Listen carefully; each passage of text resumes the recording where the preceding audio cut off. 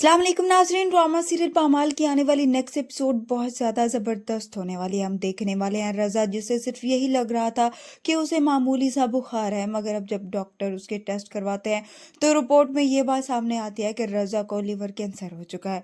ये खबर सुनकर रज़ा के पैरों तले से ज़मीन निकल जाएगी।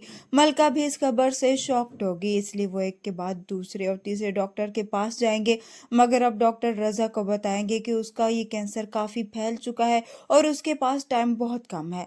रज़ा बहुत ज़्यादा परेशान होता है, उसे मलका और अपनी बेटी की बहुत ज़्यादा फ़िक्र होती है।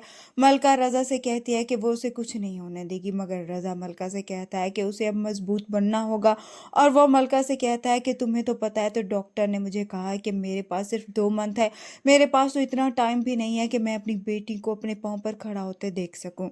मलका खुद को सँभाल रही होती है और अपनी माँ के गले लगकर रोती है कि मैंने अपनी इस शादीशुदा ज़िंदगी को बचाने के लिए सब कुछ कुर्बान कर दिया, अपनी ख्वाहिशात तक मिटा दी। आज वही मेरे हाथों से रेत की तरह फैलती जा रही है और मैं कुछ भी नहीं कर पा रही। मलका की माँ मलका के लिए बहुत ज़्यादा परेशान होती है और वो सब लोग चाह कर भी कुछ नहीं कर पा रहे होते।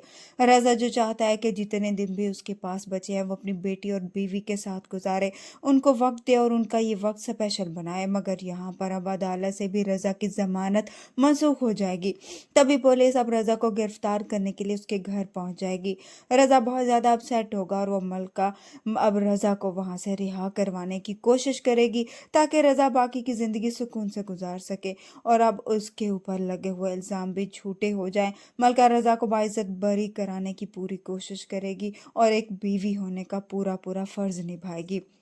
उधर से शहूद भी अपने भाई के पास आएगा, उससे माफ़ी मांगेगा, मगर रज़ा का दिल अंदर से टूट चुका होता है। वो अपने भाई से कहता है कि मैंने हमेशा आपको अपना बड़ा भाई समझा और समझता रहूँगा, कभी भी अपनी ज़िंदगी में आपको अकेला छोड़ने का तसव्वुर भी नहीं कर सकता, और मुझे भी यही लगता था कि आप मेरे भाई हैं और कोई मेरे साथ हो ना हो आप मेरे साथ हैं, मगर अब मुझसे आपसे कोई उम्मीद नहीं है और ना ही मैं अपनी कोई जिम्मेदारी आपके सर छोड़ जाऊँगा।